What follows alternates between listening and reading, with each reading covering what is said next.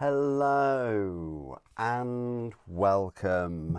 My review of all of the Aeldari or Eldar Aspect Warriors. This is kind of a back to the 90s video where I take a look at some of the Eldar models from the 1990s, the metal ones, and compare them with the new plastic releases. It's an in-depth look at most of the Aspect Warriors that have been available, and I really like making videos like this that aren't your typical like unboxing and review or news videos.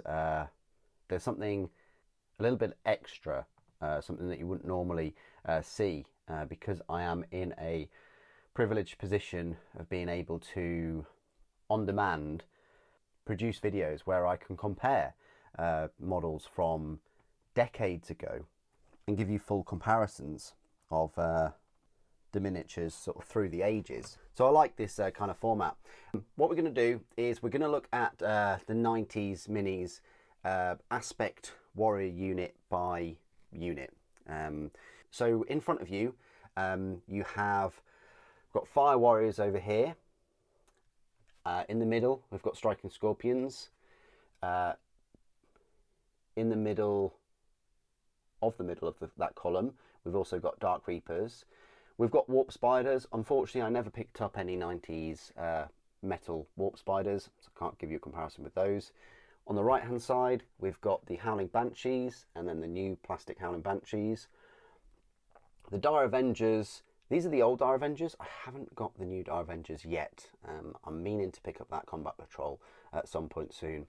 Then at the end of the column, we've got the new Swooping Hawks. Again, haven't got, and it's the opposite to the Dire Avengers, where I've got the new minis, but I haven't got the older, I think, metal minis. They were metal. So following off my video of all of the 6 Phoenix Lords, which I thoroughly enjoyed making, I'm now making this video comparing all of the 90s and 2020s Aspect Warriors. Although the Howling Banshees did come out in, I think, 2019. Anyway, so over here, the Fire Dragons. I didn't remember when these metal Fire Dragons came out, but I saw them in the catalogue. This is like the Citadel catalogue back before you had like the internet and you could look at them you know, at your leisure.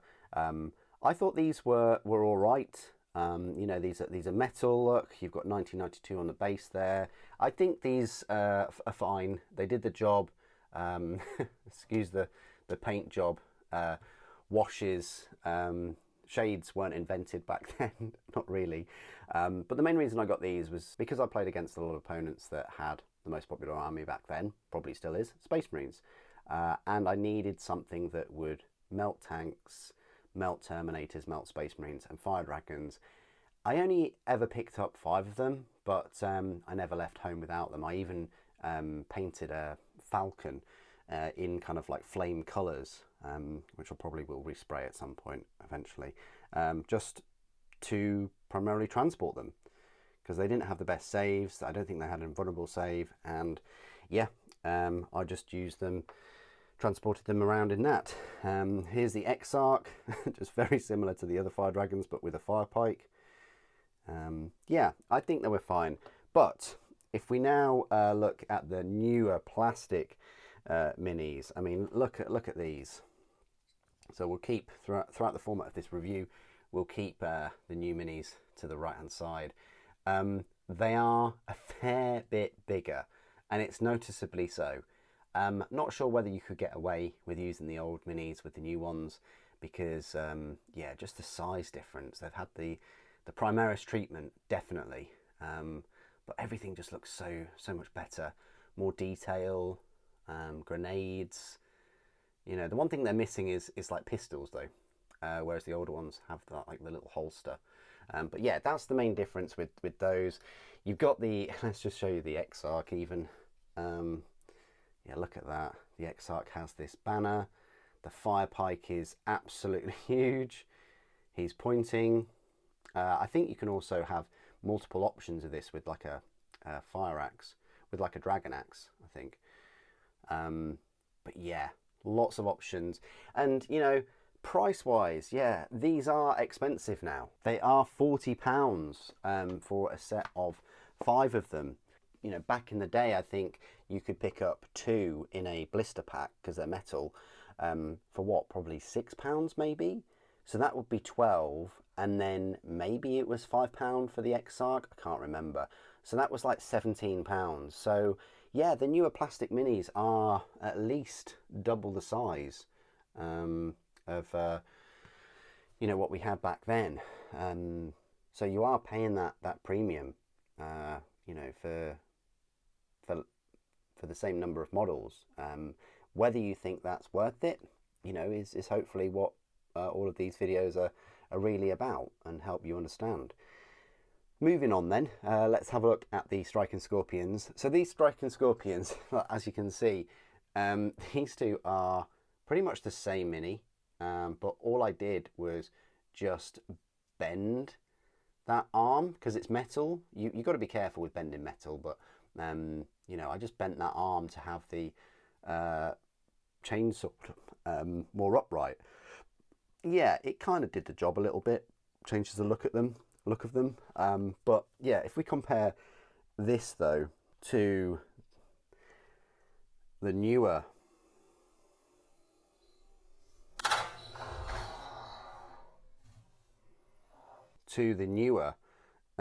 Striking Scorpions,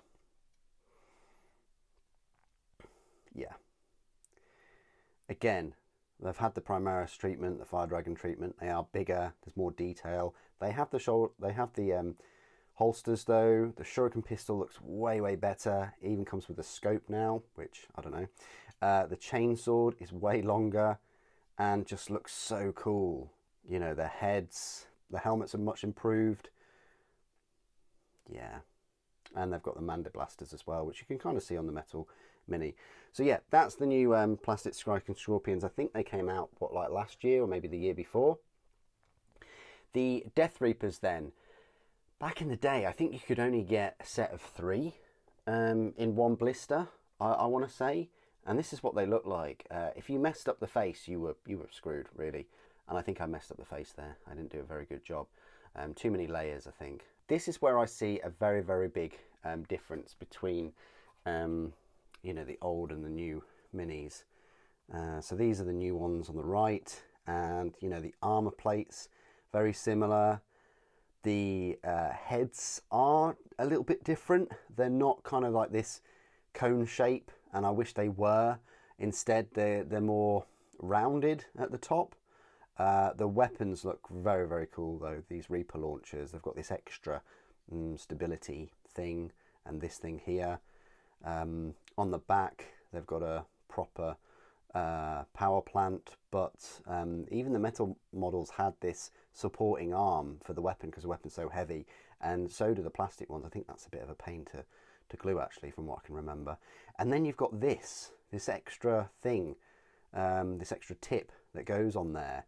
Maybe it burns out, maybe that's part of the ammunition, I don't know. But yeah, they've missed out these little pieces here, which would have been quite cool if they had those.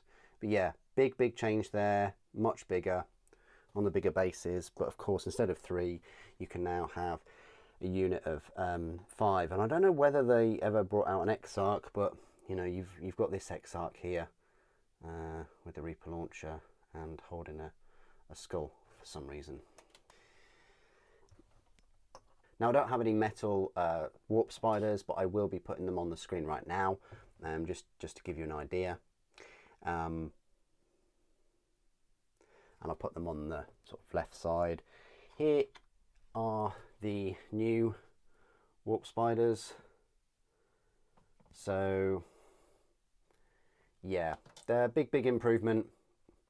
They've got the death spinners, they've got the jump packs, and I think nearly all of them have got these sort of scenic bases. It's a bit odd.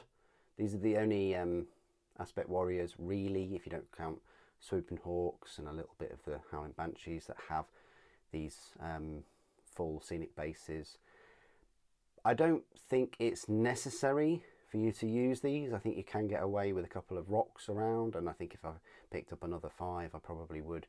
Well, 5 are in the combat patrol, aren't they? Then yeah, I would try not to use the scenic bases to make them look as different as possible. And then the Exarch has a number of options, and I've just gone for the bladed array rather than the Death Spinner.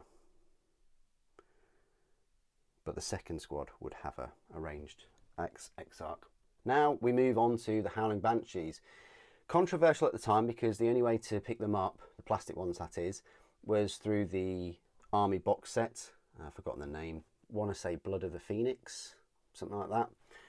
But I really liked the metal minis.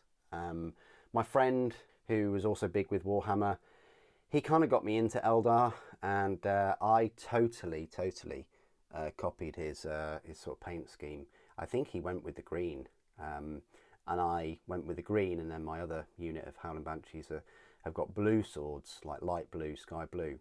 And yeah, I think these were the best looking Howling Banshees we've ever had, because they did bring out a second set in Finecast, and they just looked odd.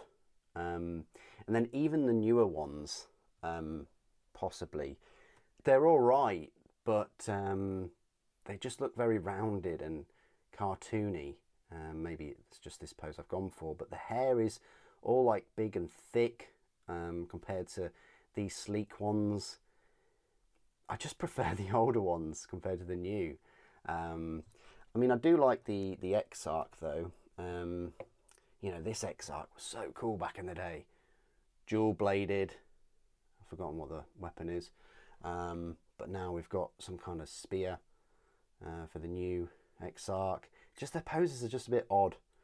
And the hair and even the helmets. These are way more intimidating, I think, than these ones. These look very, very cool. I do like the old 90s Banshees. And then we have the Dire Avengers, and I don't have the new Dire Avengers, so I will be putting up an image of the new ones on the right hand side. But this is the older ones, and all Games Workshop did with these was they gave you the Guardian sprues, the plastic Guardians, and then just provided a little box in that set with some metal parts, the metal heads, and the metal scarf, handkerchief type things, I don't know, but that's all they gave you. So they used the same shuriken catapults, but just the head and these cloths were different. I think the newer set is based on the newer Guardian set, so they're going to be a bit bigger and things. Yeah, the Exarch was quite cool though, and fell in line a lot with Ashuman, but for some reason doesn't have a handkerchief. I think maybe mine fell off this one, and it's probably somewhere in a box, because he should have one. And finally, I don't have the old Swooping Hawks, but I'll put a picture of them on the left hand side for these. Yeah, we've got the plastic Swooping Hawks finally, and it kind of gave me a reason to eventually pick them up. I'm not a massive fan of Swooping Hawks. I'm not really, you know, think about using them in game unless I was against some horde armies or some weak baseline troop armies. But anything like Chaos Space Marines or Knights, obviously, yeah, I just wouldn't bring these. But I think they are an improvement.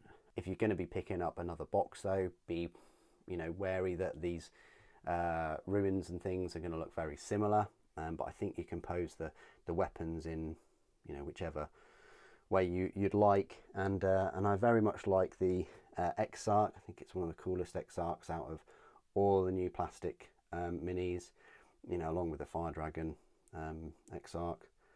But yeah, very, very cool. And these look lovely next to Baharoth. So there you go. That is my review, kind of back to the 90s review of Aeldari, and a look at all of the aspect warriors that I could get my hands on. Of course, this video has taken me a while to set up, and organise. So thank you for your continued support and for watching. What do you guys think is the best plastic iteration of the 90s Aspect Warriors? And also, which were your favourite 90s Aspect Warriors back in the day? Which did you never leave home without? They always used them in game.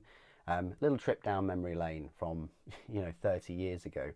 Please do put your thoughts and opinions down in the comments below. It'd be good to hear from you. Thank you for watching. The Avatar protects.